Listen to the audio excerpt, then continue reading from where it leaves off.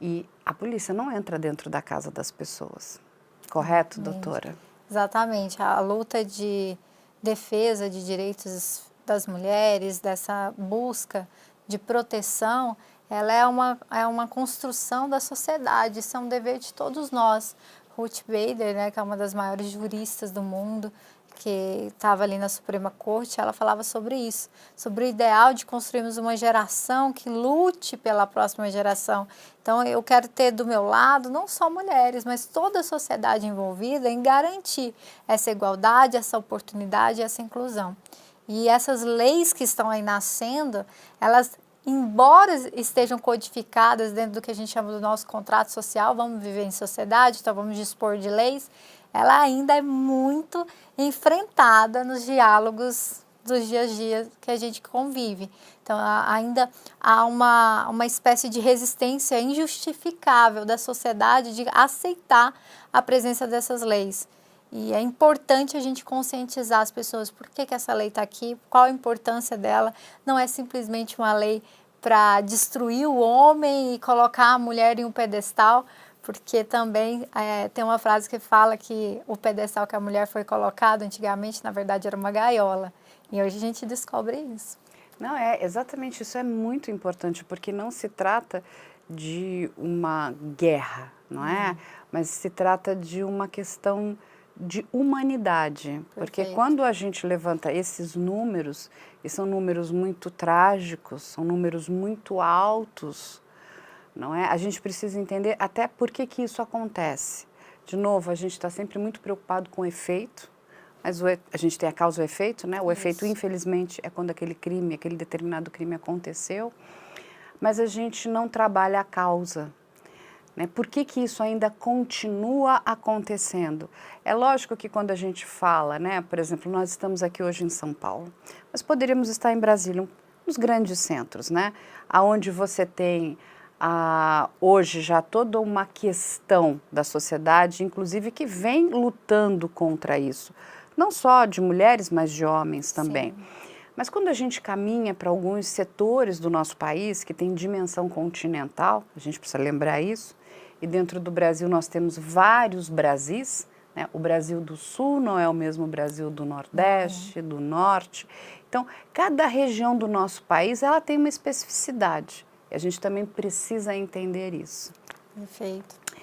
Mas quando a gente começa a analisar tudo isso, começa a entender como é que as pessoas pensam e por que elas continuam pensando dessa forma, e a gente vai caminhando para até, né, regiões mais remotas, aonde inclusive essas práticas têm sido aumentadas, isso é muito triste, porque a gente olha aqui, nós estamos em São Paulo, o número de feminicídios e de violência contra a mulher é muito alto.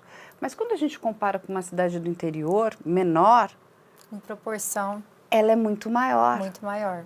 E cultural, né? Às vezes isso. Exatamente. Então, quando eu vou falar de legislação de mulher, inclusive sou professora, eu não consigo, Carla, entrar na Lei Maria da Penha, por exemplo, falando lá em 2016, foi sancionado. Eu gosto de contextualizar o que você falou. Vamos ver o que está por trás. Por que essa lei existe? De onde ela surgiu?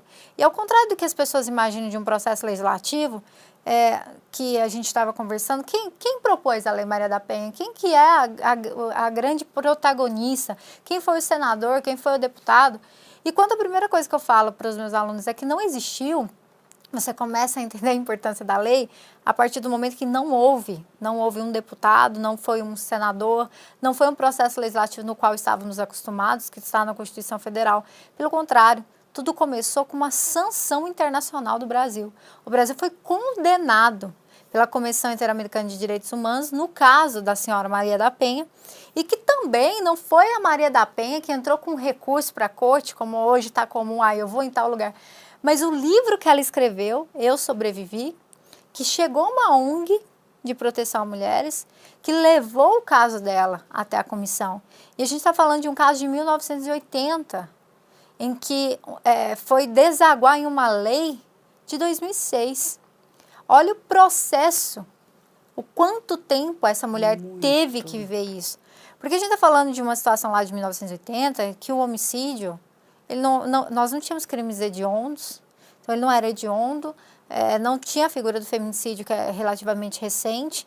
Então, assim, foi 2 vezes, né, pela mesma pessoa, numa situação caótica, numa situação forjada, e que ele não tinha sido submetido até em meados daquela condenação a um júri.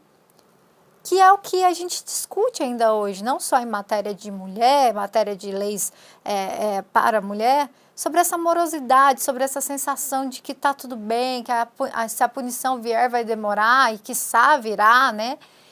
E aí nasce nessa condenação uma lei muito bem feita, diga-se de passagem. A Lei Maria da Penha é reconhecida internacionalmente. É uma lei realmente de proteção à mulher. E o segundo impacto que eu gosto de trazer para o meu aluno é que ela não é uma lei que veio criar crimes. Muita gente falou assim, vai criar um monte de crime para proteger a mulher. Não, os crimes já são estabelecidos, são os mesmos crimes que conhecemos no Código Penal, nas legislações. O que muda é a sistemática de uma proteção jurídica. A mulher, numa situação de violência doméstica familiar, diante de um crime da violência doméstica familiar, a quem ela vai recorrer senão o judiciário? Esse acesso à justiça, esse comportamento do Estado que foi diferenciado. Não é mais, eu não vou aceitar mais que o Estado demore 20 anos para dar uma punição e eu não vou aceitar nem horas para que essa mulher seja protegida. Inclusive as alterações que a gente vai discutir é exatamente para diminuir esse caminho que a mulher tem que percorrer entre o momento em que eu fui violentada e o momento em que eu quero ser protegida. Esse caminho tem que ser extremamente encurtado. Porque quando nós falamos de violência contra a mulher, muitas das vezes, a maioria das vezes, a gente está falando de mulheres completamente desamparadas e que não têm um acesso, uma estrutura familiar, uma estrutura qual seja, uma rede de apoio para retirá-la desse ambiente de violência. Então, todas as alterações que têm acontecido de 2006 para cá foram exatamente para diminuir um caminho, encurtar um caminho. E até a gente fala que se a medida protetiva de urgência não é urgente, então ela não serve. Essa é a questão da Lei Maria da Penha. E quando nasce a Lei Maria da Penha ali, o principal argumento em 2006, a gente está falando de muito tempo atrás, era que a lei era inconstitucional. Né? A conversa era essa. Não, essa lei é inconstitucional porque ela promove uma diferenciação entre homens e mulheres ilegal.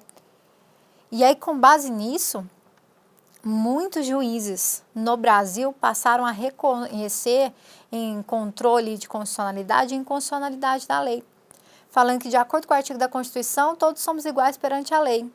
Então, que esse tratamento diferenciado, ele não era correto. Sabe o que eu acho engraçado, cara?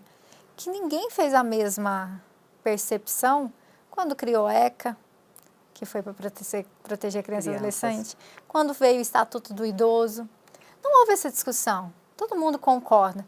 Mas quando veio uma lei para proteger mulher, parece que ali quebrou um paradigma muito grande.